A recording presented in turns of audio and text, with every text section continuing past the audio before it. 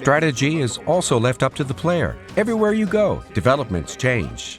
I'd say it's less like you are controlling yourself, but rather that you are a character in this world. I want to entice players with the melody in the battles. The protagonist gets involved in the selection race, and as the story unfolds, he embarks on a journey to travel around the country and gather support. When I look back and see what is being created now, I realize it is quite a grand game. While it's a story that has several twists and leaves you wondering what happens next, the game is also really fun. And I feel that it's shaping up to be a very rewarding experience.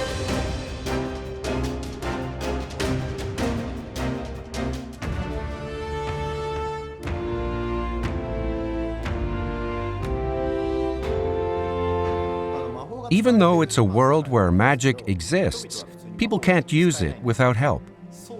In this world, you have to purchase a special piece of equipment to be capable of magic. Magic is a kind of power that is supposed to spring from a person's imagination, but that art has been lost over time. Now, magic has more restrictions. In other words, people have become reliant on the world's magical tools. That said, the main characters are able to transform their own bodies into weapons, which we call archetypes.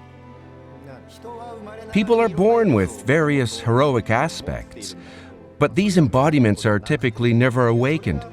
And when they are, it's not as though it was predetermined. An awakening happens by interacting with others and being inspired by their actions. For example, you might think to yourself that someone acts very much like a knight, or another person might seem like a true warrior. By making this connection, the archetype of the warrior, which has been dormant within you since birth, is awakened. That's how the system works. The game is set in a kingdom, but the king has been killed. The king who is killed in the process gives way to the person who will gain popularity among the people as the next king. In modern terms, you'd call this an election. This is where the story starts, as this sort of election is cast on the world in the form of magic. The goal of becoming king is a classical one, but the road to that goal is full of ups and downs. And I think one of the things to look forward to is the mystery of how it unfolds. Under this election magic, anyone can become king if he or she becomes the most popular. There will be people who make outrageous promises to gain popularity, and some pretty interesting battles and turmoil unfold.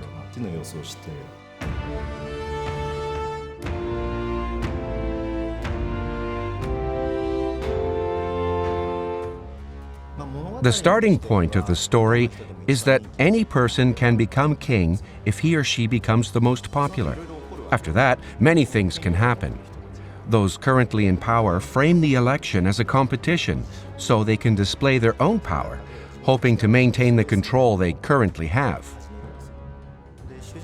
The protagonist gets involved in this election race, and as the story unfolds, he embarks on a journey to travel around the country and gather support. We're combining this aspect with the element of travel, which is a critical element in a fantasy.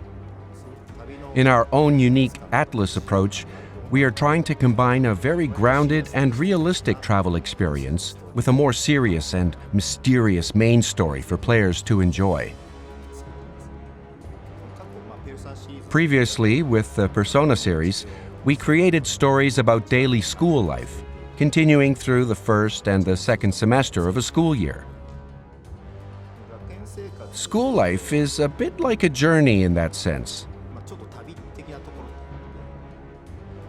In the first semester, students are divided into separate classes and basically spend the rest of the school year in the same class.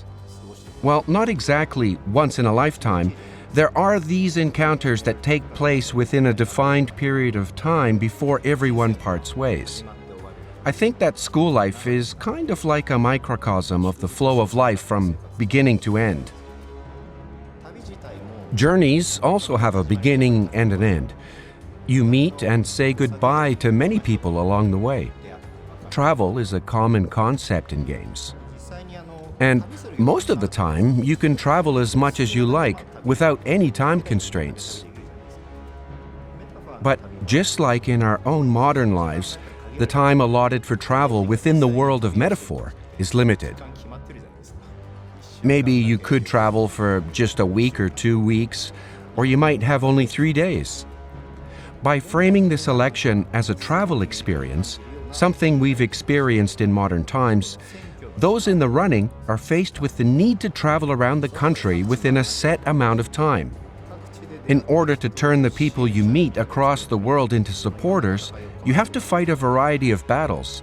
Basically, the idea is to follow the main storyline and enjoy how it leaves you wondering what could happen next. But in terms of the time you have between those major events, the strategy you make and the order you do things in is all left up to the player. I guess it puts you in a situation where you're playing and you're not sure what the correct answer is, but in a good way. When you've got this dungeon that you absolutely have to clear, for example, do you head straight there to get it done? Or because this dungeon looks difficult, do you make all kinds of plans to, for example, do this other quest over here first and do some leveling up and then go there? I don't know how to describe it, but you can make judgment calls as you play, where you'll consider the difficulty of each quest or the sense of danger you feel, and you'll feel a sense of accomplishment for having completed a quest based on those assessments. I think one of the main attractions of this game is that it takes the good part of the Persona series to date, which progressed on a schedule, and adapts it in a way that perfectly matches the storyline for this work and the travel system we've created.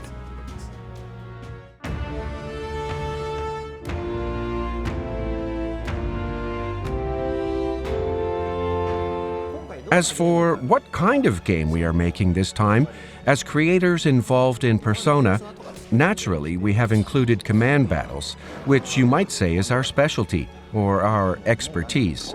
I wouldn't exactly call them a waste of time, but often battles with low-level opponents that you already know how to beat can at times feel like a hassle. Those parts should be quick and fun. There are other parts that are more deserving of the player's time. It could be a part of the story that leaves you wondering what happens next, or the party customization aspects, or planning your journey as you strengthen your party. We would like players to spend their time on the more interesting aspects like these. In order to achieve this, we decided to adopt a new battle system where we have the command battles as the base, but on top of that, we've incorporated a system where you're able to defeat enemies on the field directly if you determine that they are weaker than you. It's not a separate two-part system where some enemies can only be fought in command battles or some must be defeated with action. We actually let the players judge which enemies are stronger than they are or which ones they have fought before. We were very particular about letting the player make that determination and giving players the option to choose at all times. This is an all-new system, so I strongly encourage you to pick it up and play with it.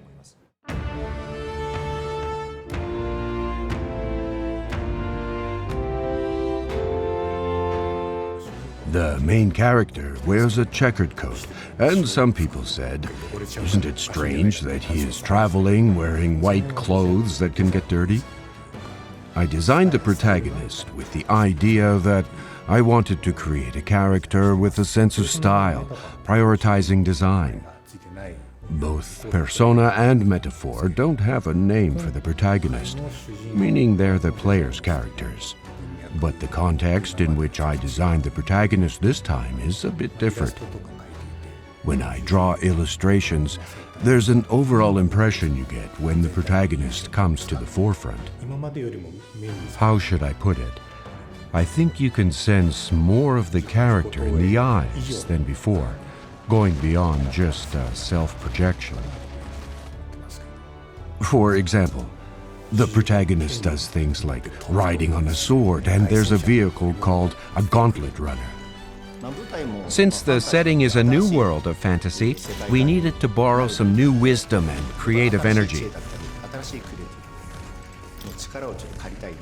The original designs of the vehicles, which we call gauntlet runners, were made by Ikuto Yamashita, famous for his work on Evangelion and other productions. We decided to ask Koda Kazuma, who has been very active in works such as Nier Automata, to do the background artwork. We talked in depth with them both about the themes of the game, the nature of the work, the story, and various other baselines. And the things they came up with and proposed felt very unexpected. It was very creatively stimulating for us to hear their ideas and interpretations. And piggybacking on this, I feel they provided such power and creativity to the game. I couldn't be more satisfied.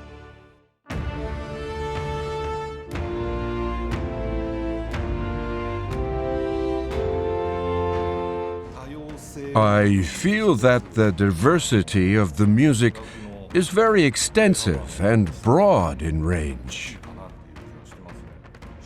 The theme was based on religious music, but it also needed to reflect the worldview of Metaphor. The world of Metaphor has many different tribes of people, so their faiths are as varied as they are. I took it upon myself to dig deeper and contemplate what music rooted in this idea would be like. I think there is a much broader interpretation of the music since they were written in accordance with such a theme. It's not often that we've done such large-scale live recordings of the music at ATLUS, so I feel that the sound is very elaborate in that regard. We are taking a different approach than with Persona.